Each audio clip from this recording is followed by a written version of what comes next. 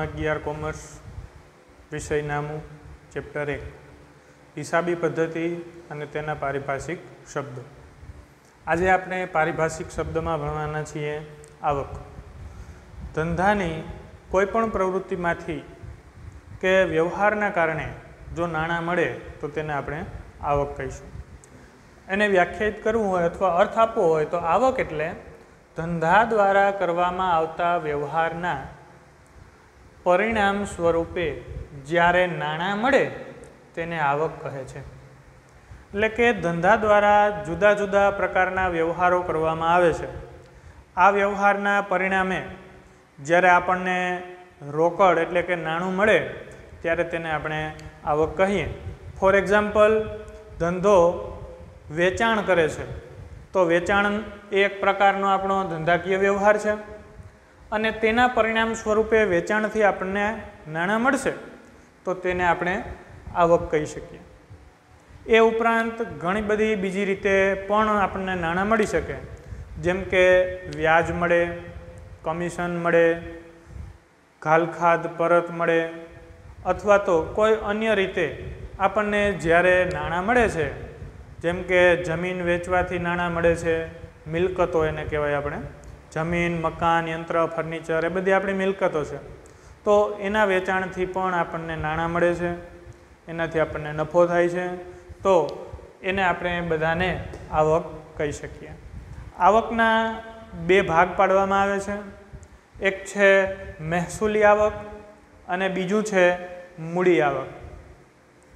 મહેસૂલી આવકની અંદરમાં આપણે કોનો સમાવેશ કરવો તો કે ધંધાની નિયમિત પ્રવૃત્તિ એટલે કે રોજબરોજની પ્રવૃત્તિ થતી હોય, નિયમિત રીતે એ પ્રવૃત્તિ કરવામાં આવતી હોય તેવી આવકોને મહેસૂલી આવક કહે છે। ફોર એક્ઝામ્પલ, આપણે એવું કહીએ કે ફર્નિચરનો વેપારી, તો ફર્નિચરના વેપારીની નિયમિત પ્રવૃત્તિ શું હોય તો કે ફર્નિચરનો વેપારી કબાટ વેચે, ખુરશી વેચે, ટેબલ વેચે, આવા ફર્નિચરના સામાન વેચવાની જ એની પ્રવૃત્તિ છે। તો ફર્નિચરના વેપારની નિયમિત પ્રવૃત્તિ શું થાય તો કે એને ફર્નિચર વેચવું। તો એ ફર્નિચરના વેપારી માટે એ ફર્નિચરને માલ કહી શકે। તો ₹3000નો માલ વેચ્યો, કોઈ પણ વેપારી જે વસ્તુનો વેપાર કરે છે, જેમ કે ફર્નિચરનો વેપારી ફર્નિચરને માલ કહેશે, કાપડનો વેપારી કાપડને માલ કહેશે, તો એ રીતે એ પોતાની રોજબરોજની પ્રવૃત્તિ કરે છે કે પોતે જે વસ્તુનો ધંધો કરે છે એ જ વસ્તુ વેચે છે, તો એનાથી થતી આવકને આપણે મહેસૂલી આવક કહેવાના છીએ। યાદ રાખજો, ધંધાની નિયમિત પ્રવૃત્તિમાંથી ઉદ્ભવતી આવક છે તો એને આપણે મહેસૂલી આવક કહીએ। અને બીજું જોઈએ આપણે તો મૂડી આવક। ધંધાની અનિયમિત પ્રવૃત્તિમાંથી થતી આવકને મૂડી આવક કહે છે, નિયમિત નથી। એટલે કે ફર્નિચરનો વેપારી ફર્નિચર તો વેચવાનો જ છે, એની નિયમિત પ્રવૃત્તિ છે, પણ એ સિવાયની જે પ્રવૃત્તિ હોય, ફોર એક્ઝામ્પલ કોઈ કંપની છે કે જે પોતાનું યંત્ર વેચે, તો ખરેખર કંપની છે પોતે મેન્યુફેક્ચરનું કામ કરે છે, એની કંપનીની અંદરમાં એ મેન્યુફેક્ચર કરવા માટે થઈ અને જુદા જુદા યંત્ર સામગ્રી હોય એ યંત્ર એ વેચી નાખે છે। કેમ તો કે જૂનું થઈ ગયું હતું, એને નવું લેવું હતું। તો ખરેખર આ કંપની છે એ યંત્ર વેચવાનો બિઝનેસ એટલે કે ધંધો કરતી નથી। તો એનો મતલબ એમ કે યંત્ર વેચવું એ એના માટે નિયમિત પ્રવૃત્તિ નથી, રોજબરોજમાં એ યંત્ર વેચતા નથી। આપણે ફોર એક્ઝામ્પલ એક લઈએ તો સાબુ બનાવતી કોઈ એક કંપની છે, તો એનો મેઇન ઉદ્દેશ શું છે તો કે સાબુનું વેચાણ। તો સાબુ બનાવતી કંપની સાબુનું વેચાણ કરે ને તો એને મહેસૂલી આવક કહેવાય, પણ સાબુ બનાવતી કંપની સાબુ બનાવવાનું યંત્ર વેચે, એટલે કે એ યંત્ર છે ખરાબ થઈ ગયું અથવા જૂનું થઈ ગયું, તો એ સાબુ બનાવવાનું યંત્ર જો એ વેચે તો એ એની અનિયમિત પ્રવૃત્તિ છે, એ રોજબરોજની પ્રવૃત્તિ નથી। તેથી એ યંત્ર વેચે તો એને આપણે મૂડી આવક કહીશું। તો ખાસ યાદ રાખવું, નિયમિત પ્રવૃત્તિઓની અંદરમાં ધંધાની રોજબરોજની પ્રવૃત્તિઓ થશે, જેની અંદરમાં આપણે માલિક જે વસ્તુનો વેપાર કરતો હોય એ વસ્તુ વેચે તો તેને મહેસૂલી આવક કહેશું. જે વસ્તુના વેપાર કરતો ન હોય એ સિવાયની વસ્તુ વેચે છે તો એને આપણે અનિયમિત પ્રવૃત્તિ કહીશું. બીજું એક એક્ઝામ્પલ છે કે રૂપિયા 500 કમિશન મળ્યું.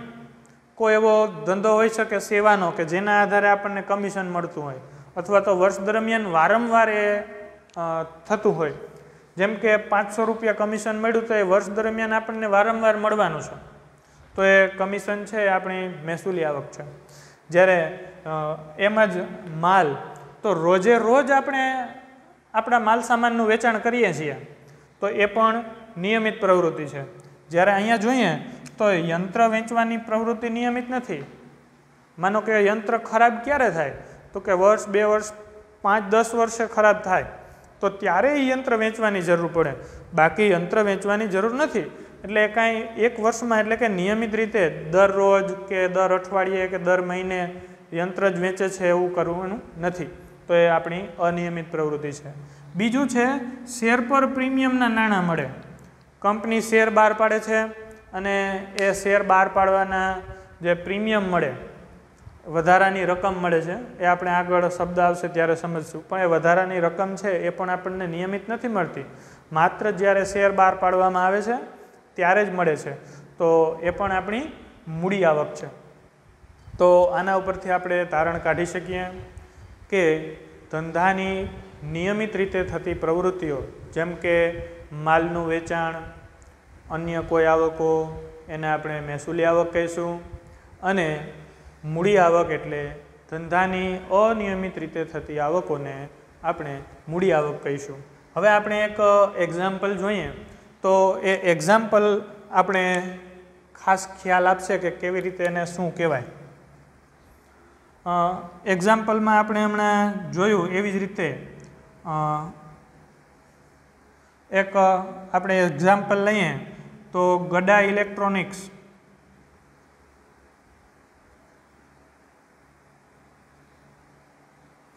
આ ધંધાનો નામ છે ગડા ઇલેક્ટ્રોનિક્સ. રૂપિયા 30,000 નું ટીવી વેચ્યું. તો રૂપિયા 30,000 નું ટીવી વેચ્યું. હવે ગડા ઇલેક્ટ્રોનિક્સનો માલિક છે એ 30,000 નું ટીવી વેચે છે. તો આ ઇલેક્ટ્રોનિક્સની વસ્તુ શું થાય? ટીવી, ફ્રીજ, વોશિંગ મશીન, પંખા, એસી, કુલર, આ બધા જ ઇલેક્ટ્રોનિક્સની વસ્તુ છે. તો આ 30,000 નું ટીવી વેચ્યું અથવા રૂપિયા 15,000 નું એસી વેચ્યું, તો આ ગડા ઇલેક્ટ્રોનિક્સ માટે એ નિયમિત પ્રવૃત્તિ છે. આ પ્રવૃત્તિ કેવી છે તો કે નિયમિત. ઇલેક્ટ્રોનિક્સનો વેપારી શું વેચશે તો કે એસી ટીવી જ વેચવાનો છે, તો એ એના માટે કેવી પ્રવૃત્તિ થાય? નિયમિત પ્રવૃત્તિ થાય. તો આ ગડા ઇલેક્ટ્રોનિક્સ માટે આ પ્રવૃત્તિ નિયમિત છે. માટે થઈને ગડા ઇલેક્ટ્રોનિક્સ માટે આ બંને કેવી આવકો છે તો કે મહેસૂલી આવક છે. આ આપણી મહેસૂલી આવક છે. બરાબર. હવે આપણે એક બીજું એક્ઝામ્પલ લઈએ. માનો કે ફર્નિચરનો વેપારી છે, રાધે ફર્નિચર માર્ટ. માનો કે રાધે ફર્નિચર માર્ટનો વેપારી છે એ કેટલાક વ્યવહારો કરે. ફોર એક્ઝામ્પલ, એ રૂપિયા 10,000 નું એસી વેચ્યું. હવે જોઈએ આપણે રાધે ફર્નિચર માર્ટ, તો એના ફર્નિચર માટેનો નિયમિત વેપાર શું થશે? એ નિયમિત ધંધો શું કરશે તો કે ટેબલ, ખુરશી અને અન્ય કબાટ ને એવું બધું એ વેચશે. તો ફર્નિચરના વેપારી માટે નિયમિત પ્રવૃત્તિ શું થઈ તો કે કબાટ વેચ્યો, પછી તો કે ખુરશી વેચી, ટેબલ વેચ્યું, એની નિયમિત પ્રવૃત્તિ છે.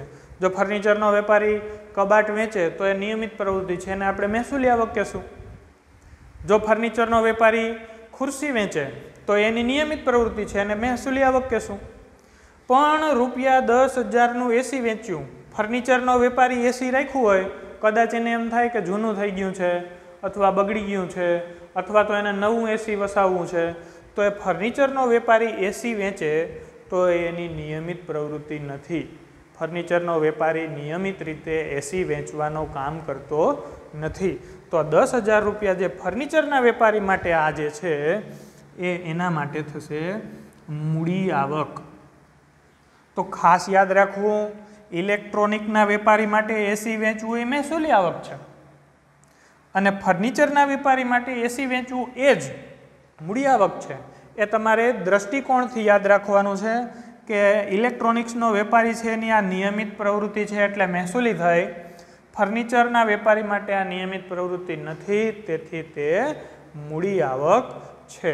તો આ રીતે તમે ખાસ મહેસૂલી અને મૂડી આવકને જુદા પાડતા શીખજો, કારણ કે આ ધોરણ 11માં જ નહીં 12માં પણ તમને કામ લાગશે.